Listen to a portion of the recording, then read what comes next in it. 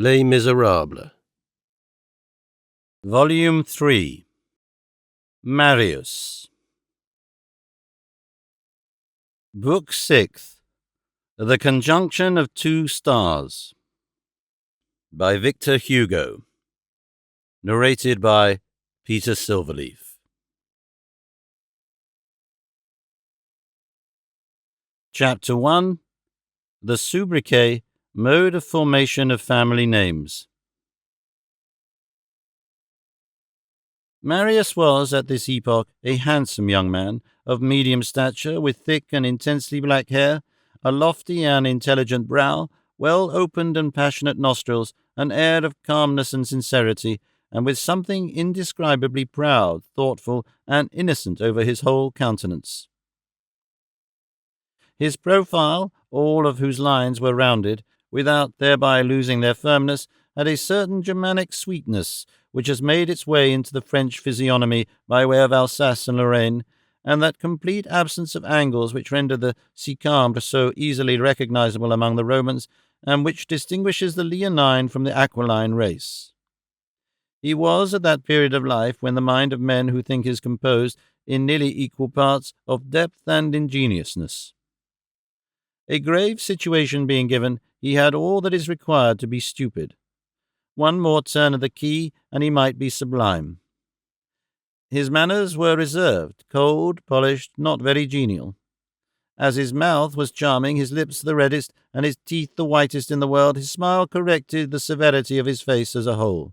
At certain moments that pure brow and that voluptuous smile presented a singular contrast. His eyes were small, but his glance was large. At the period of his most abject misery, he had observed that young girls turned round when he passed by, and he fled or hid, with death in his soul. He thought that they were staring at him because of his old clothes, and that they were laughing at him. The fact is that they stared at him because of his grace, and that they dreamed of him. This mute misunderstanding between him and the pretty passers-by made him shy. He chose none of them for the excellent reason that he fled from all of them. He lived thus indefinitely, stupidly, as Courfeyrac said. Courfeyrac also said to him, "Do not aspire to be venerable." They called each other thou. It is the tendency of youthful friendships to slip into this mode of address. Let me give you a piece of advice, my dear fellow. Don't read so many books, and look a little more at the lasses. The jades have some good points about them. Oh, Marius, by dint of fleeing and blushing, you will become brutalized. On other occasions, Courfeyrac encountered him and said, "Good morning, Monsieur l'Abbé." When Courfeyrac had addressed to him some remark of this nature, Marius avoided women, both young and old, more than ever for a week to come, and he avoided Courfeyrac to boot. Nevertheless, there existed, in all the immensity of creation, two women whom Marius did not flee, and to whom he paid no attention whatever. In truth, he would have been very much amazed if he had been informed that they were women. One was the bearded old woman who swept out his chamber, and caused Courfeyrac to say, "Seeing that his servant woman wears his beard, Marius does not wear his own beard." The other was a sort of little girl whom he saw very often, and whom he never looked at. For more than a year, Marius had noticed in one of the walks of the Luxembourg, the one which skirts the parapet of the Pépinière, a man and a very young girl, who were almost always seated side by side on the same bench at the most solitary end of the alley on the Rue de l'Ouest side. Every time that the chance which meddles with the strolls of persons whose gaze is turned inwards led Marius to that walk, and it was nearly every day, he found this couple there. The man appeared to be about 60 years of age. He seemed sad and serious. His whole person presented the robust and weary aspect peculiar to military men who have retired from the service. If he had worn a decoration, Marius would have said, "He is an ex-officer." He had a kindly but unapproachable air, and he never let his glance linger on the eyes of anyone. He wore blue trousers, a blue frock coat, and a broad-brimmed hat, which always appeared to be new, a black cravat, a Quaker shirt, that is to say, it was dazzlingly white, but of course linen. A grisette who passed near him one day said, "Here's a very tidy widower." His hair was very white. The first time that the young girl who accompanied him came and seated herself on the bench which they seemed to have adopted, she was a sort of child, 13 or 14 years of age, so thin as to be almost homely, awkward, insignificant, and with a possible promise of handsome eyes. Only they were always raised with a sort of displeasing assurance. Her dress was both aged and childish, like the dress of the scholars in a convent. It consisted of a badly cut gown of black merino. They had the air of being father and daughter. Marius scanned this old man, who was not yet aged, and this little girl, who was not yet a person, for a few days, and thereafter paid no attention to them. They, on their side, did not appear even to see him. They conversed together with a peaceful and indifferent air. The girl chattered incessantly and merrily. The old man talked but little, and at times he fixed on her eyes, overflowing with an ineffable paternity. Marius had acquired the mechanical habit of strolling in that walk. He invariably found them there. This is the way things went. Marius liked to arrive by the end of the alley which was furthest from their bench. He walked the whole length of the alley, passed in front of them, then returned to the extremity whence he had come, and began again. This he did 5 or 6 times in the course of his promenade, and the promenade was taken 5 or 6 times a week, without its having occurred to him or to those people to exchange a greeting. That personage and that young girl, although they appeared, and perhaps because they appeared, to shun all glances, had naturally caused some attention on the part of the 5 or 6 students who strolled along the pépinière from time to time. The studious after their lectures, the others after their game of billiards. Courfeyrac, who was among the last, had observed them several times, but finding the girl homely, he had speedily and carefully kept out of the way. He had fled, discharging at them a sobriquet, like a Parthian dart. Impressed solely with the child's gown and the old man's hair, he had dubbed the daughter Mademoiselle Lanoire, and the father Monsieur Leblanc, so that as no one knew them under any other title, this nickname became a law in the default of any other name. The students said, "Ah, Monsieur Leblanc is on his bench," and Marius, like the rest, had found it convenient to call this unknown gentleman Monsieur Leblanc. We shall follow their example, and we shall say Monsieur Leblanc, in order to facilitate this tale. So Marius saw them nearly every day at the same hour during the first year.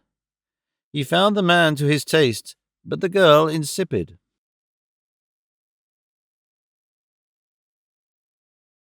Chapter 2. Lux Facta Est. During the second year, precisely at the point in this history which the reader has now reached, it chanced that this habit of the Luxembourg was interrupted, without Marius himself being quite aware why, and nearly 6 months elapsed, during which he did not set foot in the alley. One day, at last, he returned thither once more. It was a serene summer morning, and Marius was in joyous mood, as one is when the weather is fine. It seemed to him that he had in his heart all the songs of the birds that he was listening to, and all the bits of blue sky of which he caught glimpses through the leaves of the trees. He went straight to his alley, and when he reached the end of it, he perceived, still on the same bench, that well-known couple.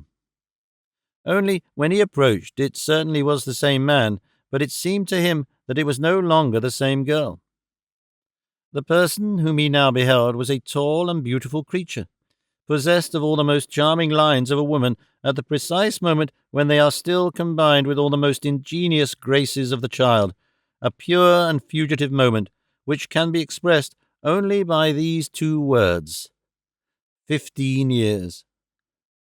She had wonderful brown hair, shaded with threads of gold, a brow that seemed made of marble, cheeks that seemed made of rose-leaf, a pale flush and agitated whiteness, an exquisite mouth whence smiles darted like sunbeams, and words like music, a head such as Raphael would have given to Mary, set upon a neck that Jean Goujon would have attributed to a Venus. And in order that nothing might be lacking to this bewitching face, her nose was not handsome. It was pretty, neither straight nor curved, neither Italian nor Greek. It was the Parisian nose, that is to say, spiritual, delicate, irregular, pure, which drives painters to despair and charms poets. When Marius passed near her, he could not see her eyes, which were constantly lowered. He saw only her long chestnut lashes, permeated with shadow and modesty. This did not prevent the beautiful child from smiling as she listened to what the white-haired old man was saying to her, and nothing could be more fascinating than that fresh smile combined with those drooping eyes. For a moment, Marius thought that she was another daughter of the same man, a sister of the former, no doubt. But when the invariable habit of his stroll brought him for the second time near the bench, and he had examined her attentively, he recognized her as the same. In 6 months the little girl had become a young maiden. That was all. Nothing is more frequent than this phenomenon. There is a moment when girls blossom out in the twinkling of an eye and become roses all at once. One left them children but yesterday. Today one finds them disquieting to the feelings. This child had not only grown, she had become idealized. As 3 days in April sufficed to cover certain trees with flowers, 6 months had sufficed to clothe her with beauty. Her April had arrived. One sometimes sees people who, poor and mean, seem to wake up, pass suddenly from indigence to luxury, indulge in expenditures of all sorts, and become dazzling, prodigal, magnificent, all of a sudden. That is the result of having pocketed an income. A note fell due yesterday. The young girl had received her quarterly income. And then she was no longer the schoolgirl with her felt hat, her merino gown, her scholar's shoes, and red hands. Taste had come to her with beauty. She was a well-dressed person, clad with a sort of rich and simple elegance, and without affectation. She wore a dress of black damask, a cape of the same material, and a bonnet of white crepe. Her white gloves displayed the delicacy of the hand which toyed with the carved Chinese ivory handle of a parasol, and her silken shoe outlined the smallness of her foot. When one passed near her, her whole toilette exhaled a youthful and penetrating perfume. As for the man, he was the same as usual. The second time that Marius approached her, the young girl raised her eyelids. Her eyes were of a deep celestial blue, but in that veiled azure there was as yet nothing but the glance of a child. She looked at Marius indifferently, as she would have stared at the brat running beneath the sycamores, or the marble vase which cast a shadow on the bench, and Marius, on his side, continued his promenade, and thought about something else. He passed near the bench where the young girl sat, 5 or 6 times, but without even turning his eyes in her direction. On the following days he returned, as was his wont, to the Luxembourg. As usual, he found her there, the father and daughter, but he paid no further attention to them. He thought no more about the girl now that she was beautiful than he had when she was homely. He passed very near the bench where she sat, because such was his habit.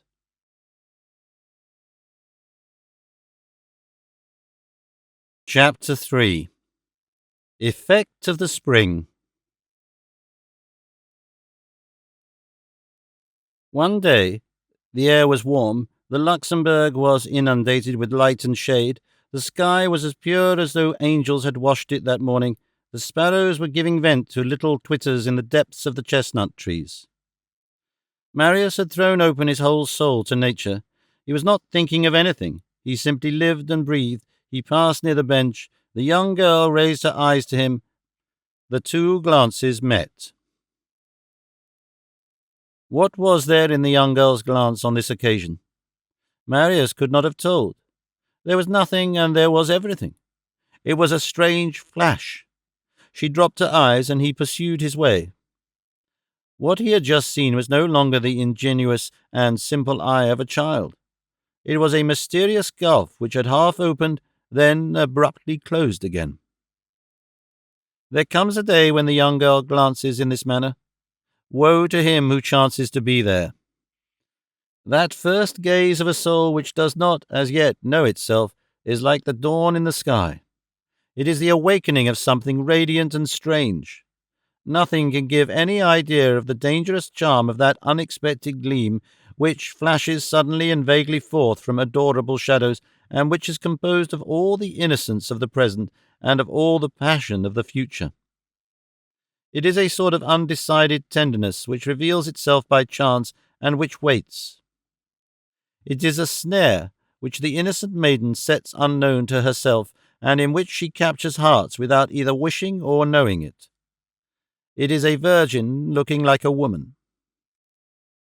It is rare that a profound reverie does not spring from that glance where it falls. All purities and all candours meet in that celestial and fatal gleam which, more than all the best-planned tender glances of coquettes, possess the magic power of causing the sudden blossoming in the depths of the soul of that sombre flower impregnated with perfume and with poison, which is called love. And that evening, on his return to his garret, Marius cast his eyes over his garments, and perceived for the first time that he had been so slovenly, indecorous, and inconceivably stupid as to go for his walk in the Luxembourg with his everyday clothes, that is to say, with a hat battered near the band, coarse carter's boots, black trousers which showed white at the knees, and a black coat which was pale at the elbows.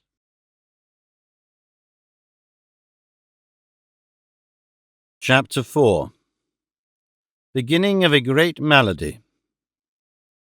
On the following day, at the accustomed hour, Marius drew from his wardrobe his new coat, his new trousers, his new hat, and his new boots.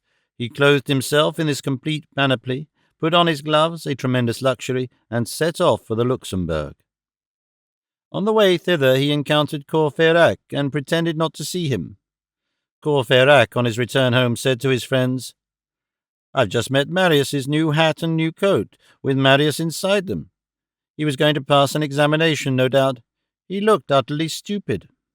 On arriving at the Luxembourg, Marius made the tour of the fountain basin and stared at the swans, and then he remained for a long time in contemplation before a statue whose head was perfectly black with mould, and one of whose hips was missing. Near the basin there was a bourgeois 40 years of age, with a prominent stomach, who was holding by the hand a little urchin of 5, and saying to him, "Shun excess, my son. Keep at an equal distance from despotism and from anarchy." Marius listened to this bourgeois. Then he made the circuit of the basin once more.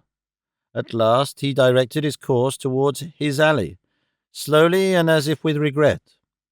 One would have said that he was both forced to go there and withheld from doing so. He did not perceive it himself, and thought that he was doing as he always did. On turning into the walk, he saw Monsieur Leblanc and the young girl at the other end on their bench. He buttoned his coat up to the very top, pulled it down on his body so that there might be no wrinkles, examined with a certain complacence the lustrous gleams of his trousers, and marched on the bench. This march savoured of an attack, and certainly of a desire for conquest. So I say that he marched on the bench, as I should say Hannibal marched on Rome. However, all his movements were purely mechanical, and he had interrupted none of the habitual preoccupations of his mind and labours. At that moment he was thinking that the Manuel du Baccalaureat was a stupid book, and that it must have been drawn up by rare idiots to allow of 3 tragedies of Racine and only 1 comedy of Molière being analysed therein as masterpieces of the human mind. There was a piercing whistling going on in his ears. As he approached the bench, he held fast to the folds in his coat, and fixed his eyes on the young girl.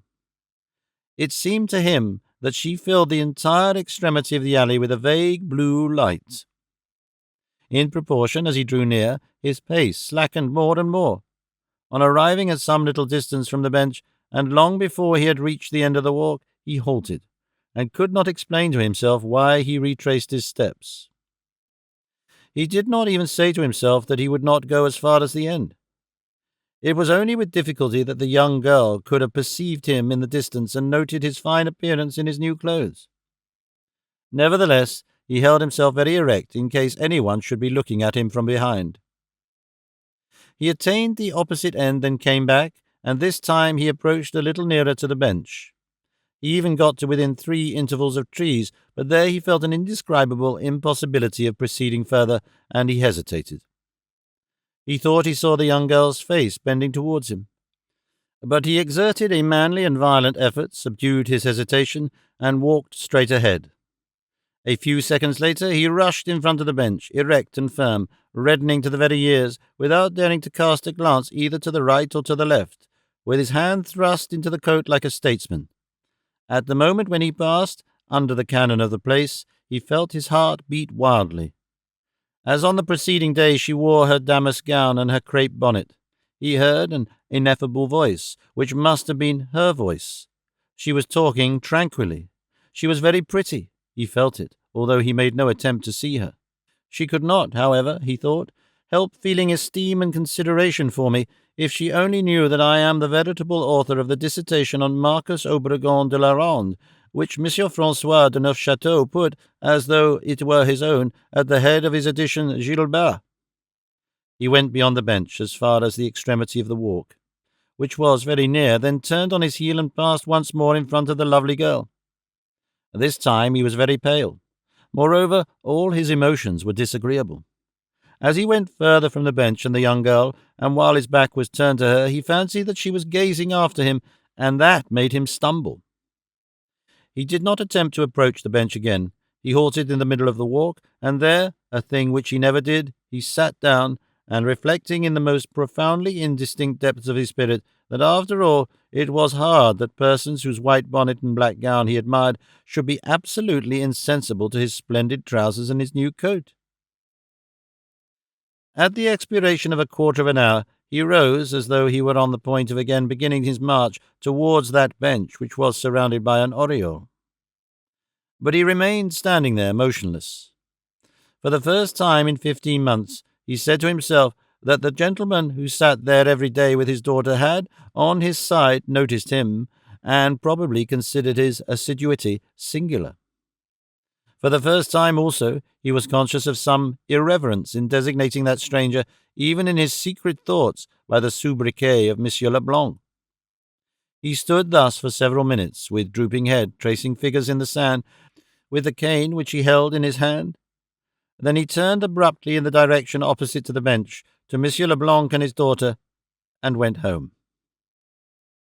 That day he forgot to dine. At 8 o'clock in the evening he perceived this fact, and as it was too late to go down to the Rue Saint-Jacques, he said, "Never mind," and ate a bit of bread. He did not go to bed until he had brushed his coat and folded it up with great care.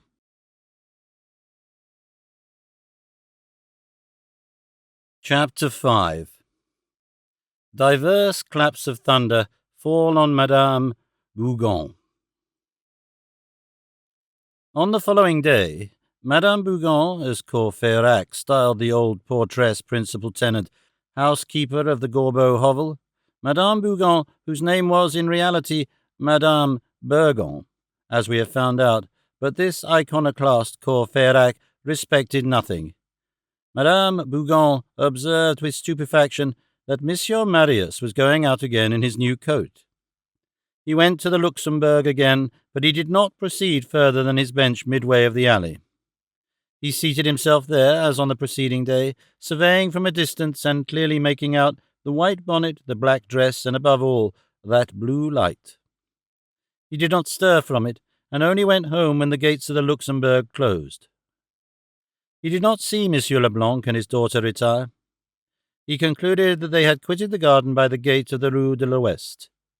Later on, several weeks afterwards, when he came to think it over, he could never recall where he had dined that evening. On the following day, which was the 3rd, Madame Bougon was thunderstruck. Marius went out in his new coat. 3 days in succession, she exclaimed. She tried to follow him, but Marius walked briskly and with immense strides. It was a hippopotamus undertaking the pursuit of a chamois. She lost sight of him in 2 minutes and returned breathless, 3/4 choked with asthma and furious. "If there is any sense," she growled, "in putting on one's best clothes every day and making people run like this." Marius betook himself to the Luxembourg. The young girl was there with Monsieur Leblanc. Marius approached as near as he could, pretending to be busy reading a book, but he halted afar off, then returned and seated himself on his bench, where he spent 4 hours in watching the house sparrows, who were skipping about the walk, and who produced on him the impression that they were making sport of him. A fortnight passed thus. Marius went to the Luxembourg no longer for the sake of strolling there, but to seat himself always in the same spot, and that without knowing why. Once arrived, he did not stir.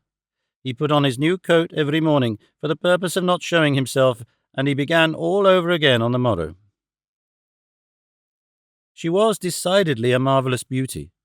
The only remark approaching a criticism that could be made was that the contradiction between her gaze, which was melancholy, and her smile, which was merry, gave a rather wild effect to her face, which sometimes caused this sweet countenance to become strange without ceasing to be charming.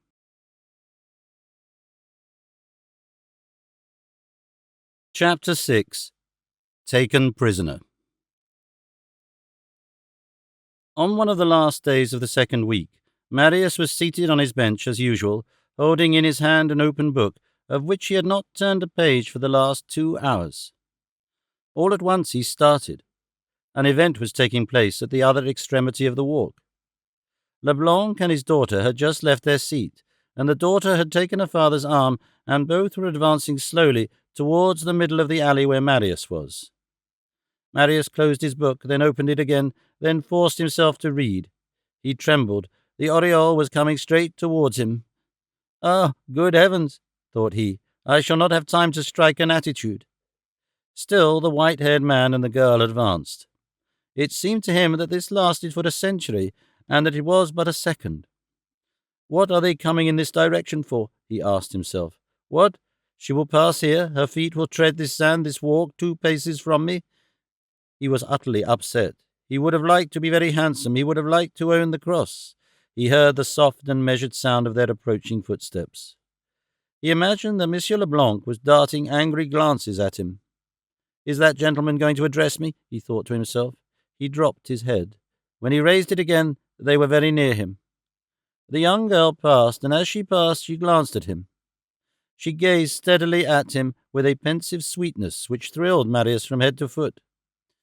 It seemed to him that she was reproaching him for having allowed so long a time to elapse without coming as far as her, and that she was saying to him, "I am coming myself."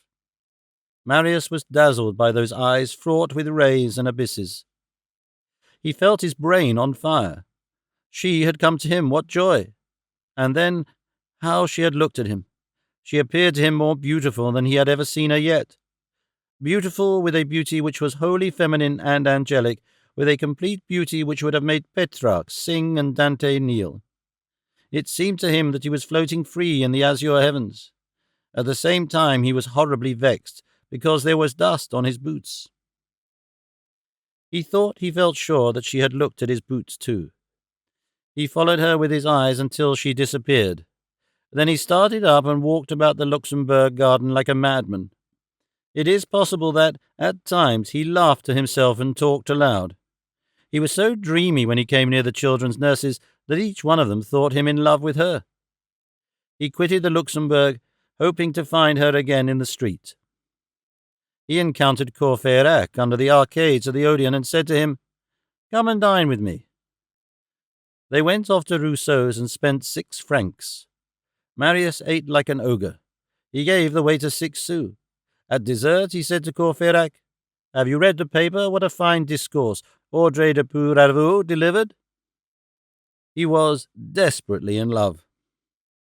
After dinner he said to Courfeyrac, "I will treat you to the play." They went to the Pont Saint-Martin to see Frederick in L'Auberge des Adrettes. Marius was enormously amused. At the same time, he had a redoubled attack of shyness. On emerging from the theatre, he refused to look at the garter of a modiste who was stepping across a gutter, and Courfeyrac, who said, "I should like to put that woman in my collection," almost horrified him. Courfeyrac invited him to breakfast at the Café Voltaire on the following morning. Marius went thither and ate even more than on the preceding evening. He was very thoughtful and very merry. One would have said that he was taking advantage of every occasion to laugh uproariously. He tenderly embraced some man or other from the provinces who was presented to him. A circle of students formed round the table, and they spoke of the nonsense paid for by the state, which was uttered from the rostrum of the Sorbonne. Then the conversation fell upon the faults and omissions in the Goucherat's dictionaries and grammars. Marius interrupted the discussion to exclaim, "But it is very agreeable all the same to have the cross." "That's queer," whispered Courfeyrac to Jean Prouvaire. "No," responded Prouvaire, "that's serious." It was serious, in fact. Marius had reached that first violent and charming hour with which grand passions begin. A glance had wrought all this. When the mind is charged, when the conflagration is ready, nothing is more simple. A glance is a spark. It was all over with him. Marius loved a woman. His fate was entering the unknown. The glance of women resembles certain combinations of wheels, which are tranquil in appearance yet formidable. You pass close to them every day, peaceably and with impunity, and without a suspicion of anything. A moment arrives and you forget that thing is there. You go and come, dream, speak, laugh. All at once you feel yourself clutched. All is over. The wheels hold you fast. The glance has ensnared you. It has caught you, no matter where or how, by some portion of your thought which was fluttering loose, by some distraction which had attacked you. You are lost. The whole of you passes into it. A chain of mysterious forces takes possession of you. You struggle in vain. No more succor is possible. You go on falling from gearing to gearing, from agony to agony, from torture to torture. You, your mind, your fortune, your future, your soul, and according to whether you are in the power of a wicked creature or of a noble creature, you will not escape from this terrifying machine otherwise than disfigured with shame or transfigured by passion.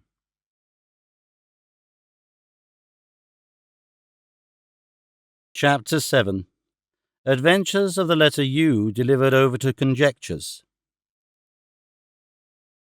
Isolation, detachment from everything, pride, independence, the taste of nature, the absence of daily and material activity, the life within himself, the secret conflicts of chastity, a benevolent ecstasy towards all creation, had prepared Marius for this possession, which is called passion. His worship of his father had gradually become a religion, and like all religions, it had retreated to the depths of his soul. Something was required in the foreground. Love came. A full month elapsed, during which Marius went every day to the Luxembourg. When the hour arrived, nothing could hold him back. "He is on duty," said Courfeyrac. Marius lived in a state of delight. It is certain that the young girl did look at him. He had finally grown bold and approached the bench. Still, he did not pass in front of it any more, in obedience to the instinct of timidity and to the instinct of prudence common to lovers. He considered it better not to attract the attention of the father.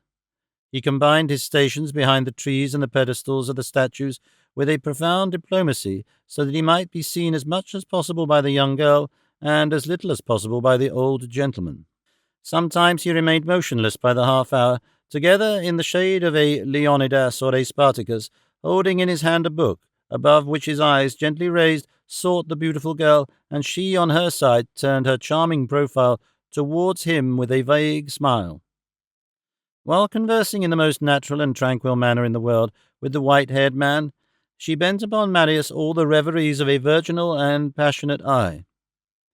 Ancient and time-honored maneuver which Eve understood from the very first day of the world, and which every woman understands from the very first day of her life.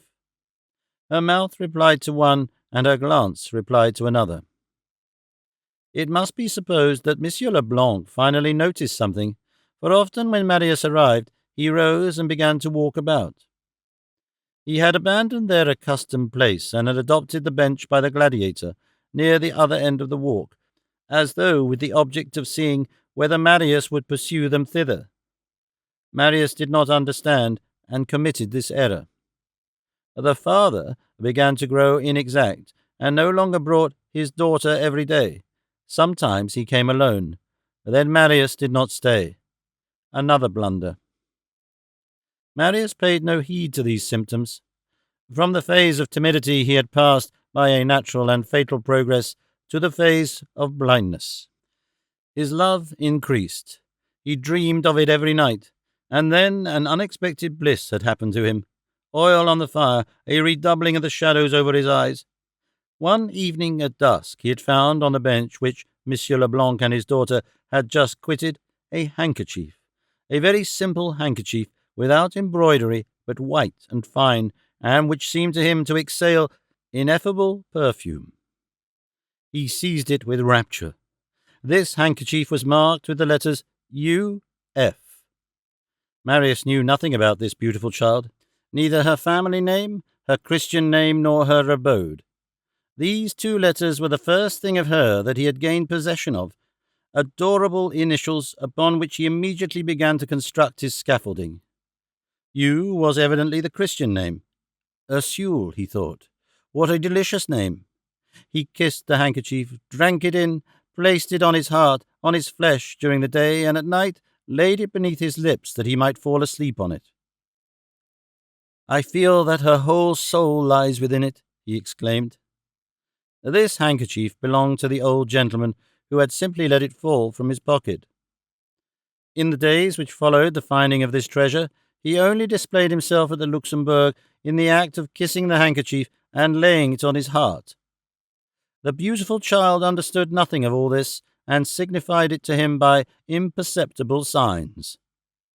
"Oh, modesty," said Marius.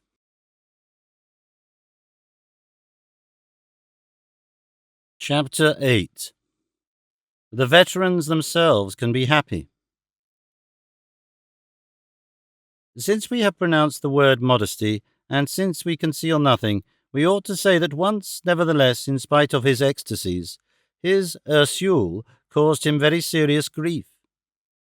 It was on one of the days when she persuaded Monsieur Leblanc to leave the bench and stroll along the walk.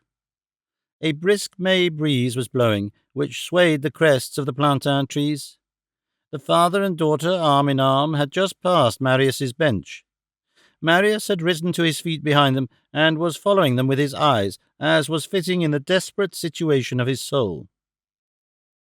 All at once, a gust of wind, more merry than the rest, and probably charged with performing the affairs of springtime, swept down from the nursery, flung itself on the alley, enveloped the young girl in a delicious shiver worthy of Virgil's nymphs, and the fawns of Theocritus, and lifted her dress, the robe more sacred than that of Isis, almost to the height of her garter.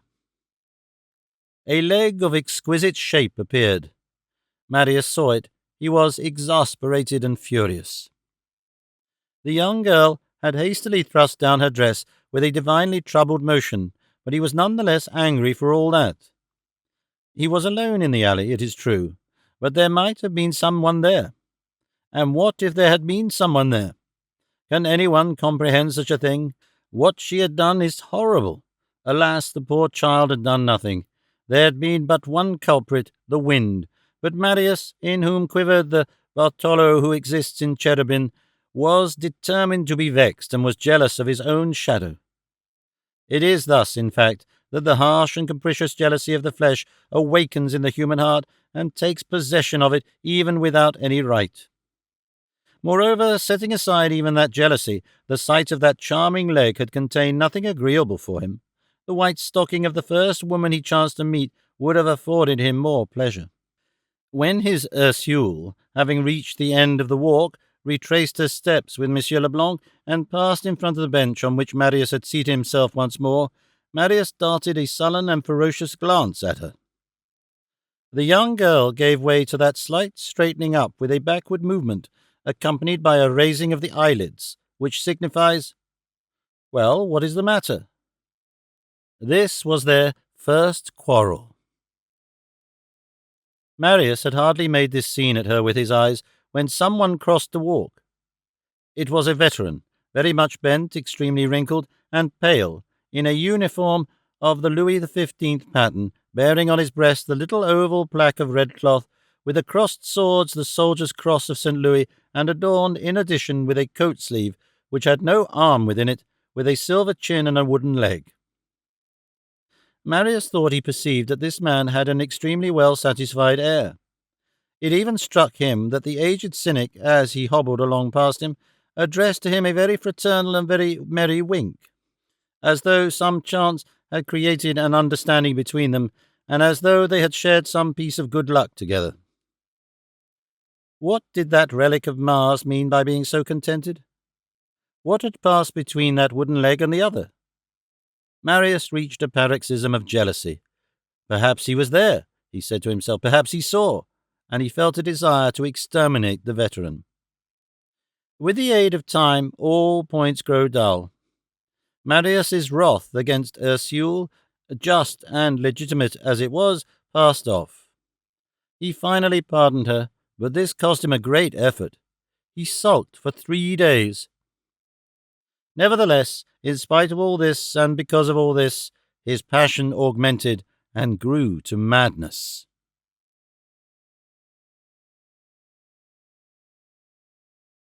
Chapter 9. Eclipse. The reader has just seen how Marius discovered, or thought that he discovered, that she was named Ursule. Appetite grows with loving. To know that her name was Ursule was a great deal. It was very little. In 3 or 4 weeks, Marius had devoured this bliss. He wanted another. He wanted to know where she lived. He had committed his first blunder by falling into the ambush of the bench of the Gladiator. He had committed a second by not remaining at the Luxembourg when Monsieur Leblanc came thither alone. He now committed a third, and an immense one. He followed Ursule. She lived in the Rue de l'Ouest, in the most unfrequented spot, in a new 3-story house of modest appearance. From that moment forth, Marius added to his happiness of seeing her at the Luxembourg the happiness of following her home. His hunger was increasing. He knew her first name, at least a charming name, a genuine woman's name. He knew where she lived. He wanted to know who she was.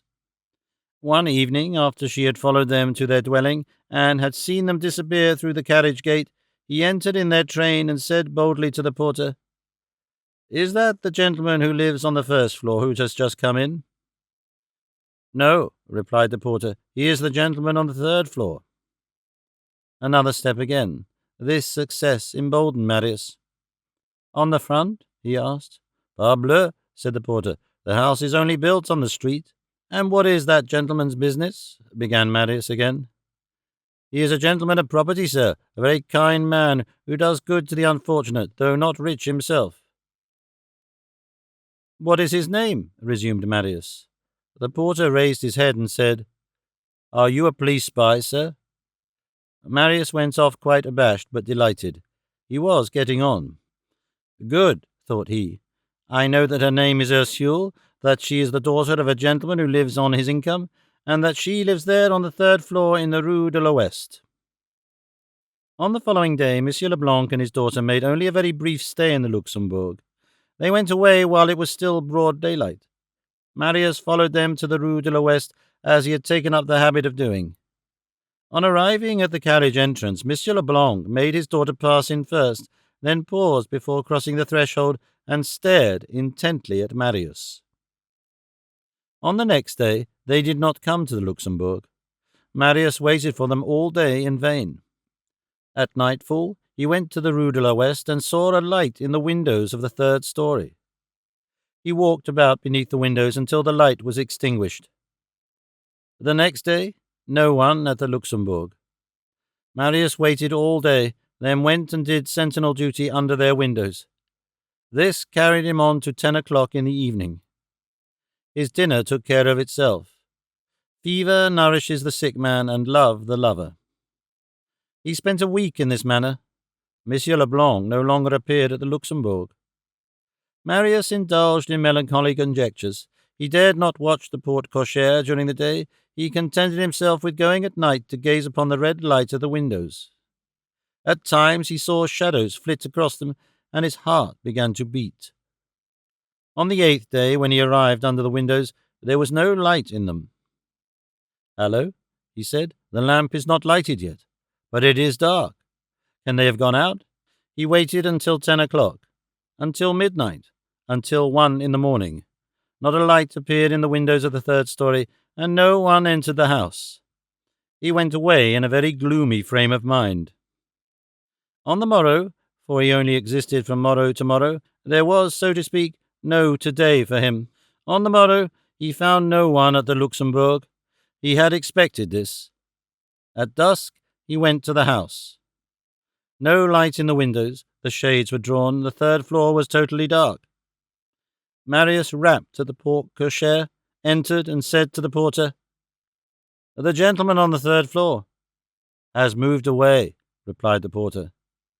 Marius reeled and said feebly, "How long ago?" "Yesterday." "Where is he living now?" "I don't know anything about it." "So he has not left his new address?" "No." And the porter, raising his eyes, recognized Marius. "Come, so it's you," said he. "But you are decidedly a spy, then."